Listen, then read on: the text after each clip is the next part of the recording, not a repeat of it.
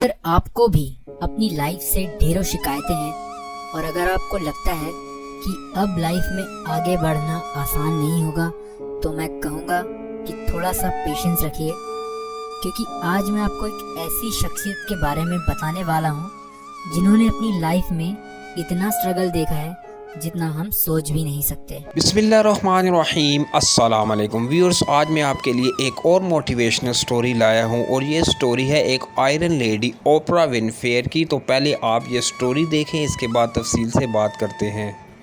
Best TV talk show चलाने वाली Oprah Winfrey को क्वीन ऑफ ऑल मीडिया भी कहते हैं। 29 जनवरी 1954 को अमेरिका मिसिसिपी के कोसिको शहर में जन्मी ओपरा विनफ्रे का असली नाम ओरपा गेल विनफ्रे था।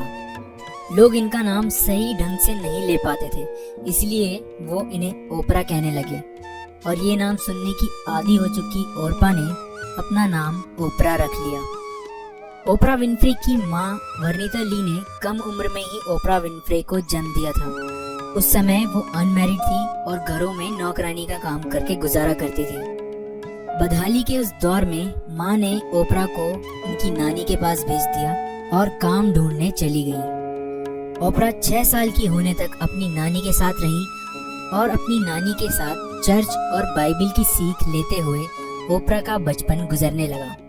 इनकी नानी ने ओपरा को घर पर ही पढ़ना लिखना सिखाया और इतनी कम उम्र में ही ओपरा के बोलने का तरीका इतना इम्प्रेसिव हुआ करता था कि सब उन्हें द प्रीचर कहकर बुलाया करते थे। पैसों की तंगी के कारण नानी ने 6 साल की ओपरा को उनकी माँ के पास मिल्वाकी भेज दिया।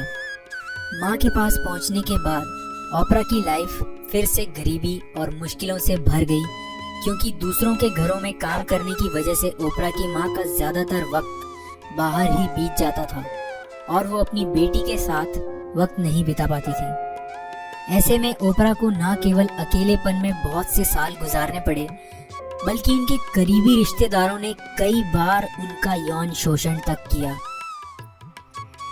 इतनी कम उम्र में ऐसे कड़वे हालातों ने ओपरा को अंदर तक तोड़ दिया और आखिरकार उन्होंने अपने इन हालातों को बदलने का मन बना लिया।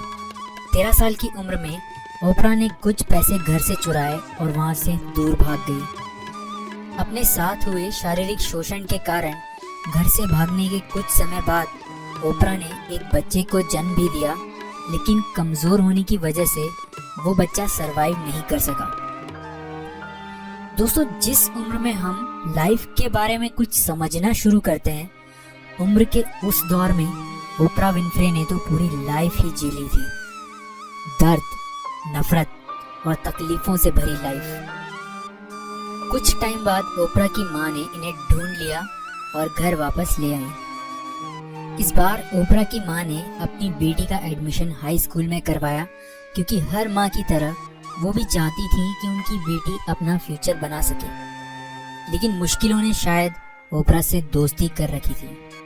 हाई स्कूल में उन्हें अमीर बच्चों के बीच रह के काफी निराशा होने लगी और अपनी इस निराशा को दूर करने के लिए ओपरा ने घर से पैसे चुराना शुरू कर दिया था, ताकि स्कूल में बाकी बच्चों की बराबरी कर सके। लेकिन जब ऐसा अक्सर होने लगा तो माँ बेटी के बीच लड़ाइयाँ बढ़ती चली गई। परेशान होकर माँ ने ओपरा को उनके स्टेप फादर के पास नैशविले, टेनेसी भेज दिया। लेकिन किस्मत से ओपरा की माँ का उठाया गया ये कदम इस बार उनकी बेटी की लाइफ में रोशनी ले ही आया। उनके स्टेप फादर बहुत अच्छे इंसान थे, जिन्होंने ओपरा को एक बेहतर जिंदगी दी, जिसमें डिसिप्लिन भी था और अपने घर जैसी सुरक्षा भी। अपने स्टेप फादर के प्रोत्साहन से ओपरा स्कूल की ब्रिलियंट स्टूडेंट के रूप में जानी जाने लगी। बोलने की उनकी स्किल्स और ड्रामा में अपने इंटरेस्ट के चलते ओपरा ने बहुत जल्दी स्कूल में अपनी पहचान बना ली। अपने हाई स्कूल के आखिरी दिनों में ड्रामा रिहर्सल के दौरान ओपरा को एक लोकल रेडियो चैनल के लिए न्यूज़ पढ़ने का ऑफर मिला, जिसे उन्होंने एक्सेप्ट कर लिया और वहीं से ओपरा विनफ्रे के पसंदीदा करियर की शुरुआत हो गई।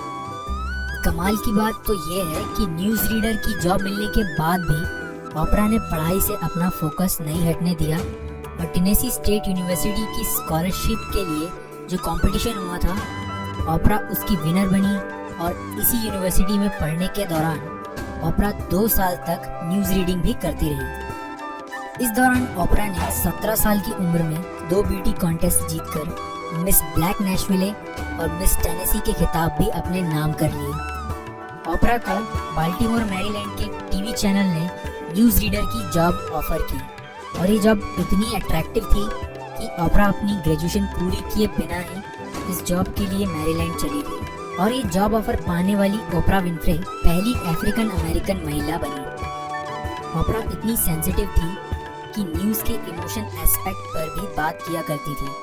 ये उनकी खासियत तो थी, लेकिन उनके बॉस को ये तरीका पसंद नहीं आया और उन्होंने ओपरा को इस जॉब से ये कह के निकाल दिया कि वो न्यूज़ रिपोर्टिंग के लायक नहीं है।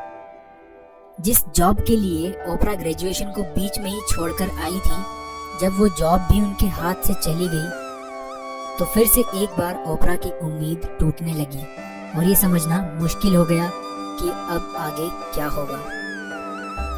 कहते हैं कोशिश करने वालों के लिए एक रास्ता बंद होता है तो 1000 दूसरे रास्ते खुल जाते हैं और ऐसा ही ओपरा विनफ्रे के साथ हुआ जब ओपरा को एक talk show people are talking का होस्ट बना दिया गया और 7 साल तक इस शो को होस्ट करने वाली ओपरा ने फिर कभी पीछे मुड़कर नहीं देखा।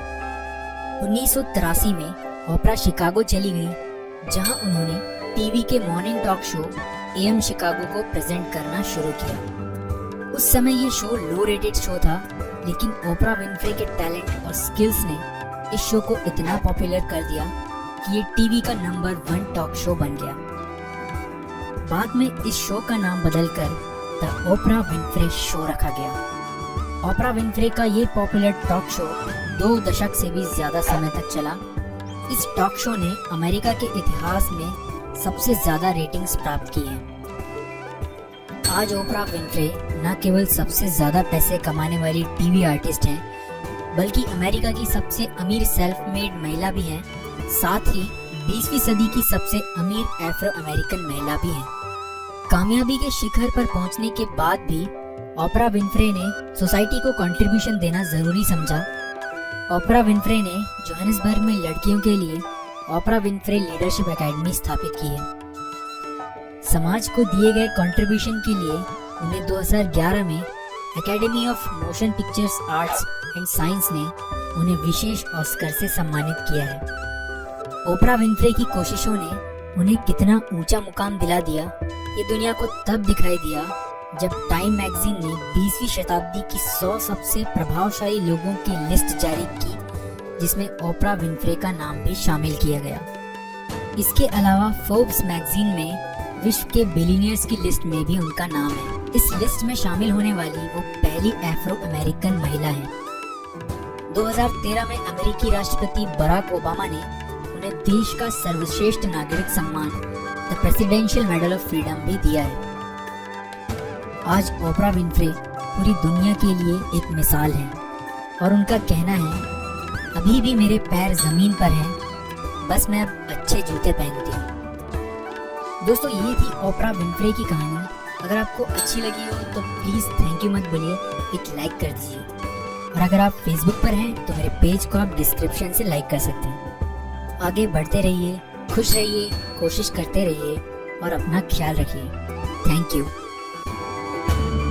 व्यूअर्स, उम्मीद है कि आपने ये पूरी वीडियो देख ली होगी। ये वीडियो देखने के दौरान मैं इस कदर इमोशनल हो गया था कि मैंने सोचा कि आपके साथ भी ये वीडियो शेयर करूं, तो इसलिए मैंने आपके साथ ये वीडियो शेयर की। आप देख सकते हैं कि कितनी मुश्किलात, कितनी ज़्यादतियों और कितनी गुर्बत के बावजूद ये दुनिया की टॉप 3 ब्रॉडकास्टर बनी और दुनिया के मशहूर तरीन चैनलों में इनका नाम आता है। व्यूअर्स, इतनी मुश्किलात, बेरोज़गारी और गुर्बत के बावजूद ये दुनिया की टॉप 3 ब्रॉडकास्टर हैं। तो दोस्तों, आप भी ये सब कुछ हासिल कर सकते हैं, लेकिन हम सबको मेहनत करना होगी।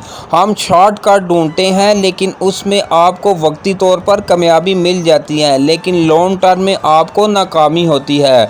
दोस्तों, अगर आप भी नीयत, कोशिश और अच्छे तरीके से काम करें तो इंशाल्लाह आप भी दुनिया के कामयाब तरीन बिजनेसमैन और कुछ भी बन सकते हैं। व्यूअर्स, ये मोटिवेशनल स्टोरी शेयर करने का मेरा मकसद ये होता है कि इससे आप भी मोटिवेट हो और मैं भी मोटिवेट होता हूँ। तो आपको अगर ये वीडियो पसंद आई है तो कमेंट्स में आपने ज़रूर बताना है और वीडियो को ज़्यादा से ज़्यादा लाइक करें, शेयर करें और चैनल को सब्सक्राइब करें और मुझे इजाज़त दें। मिलते हैं अगली वीडियो में। अल्लाह हाफिज़।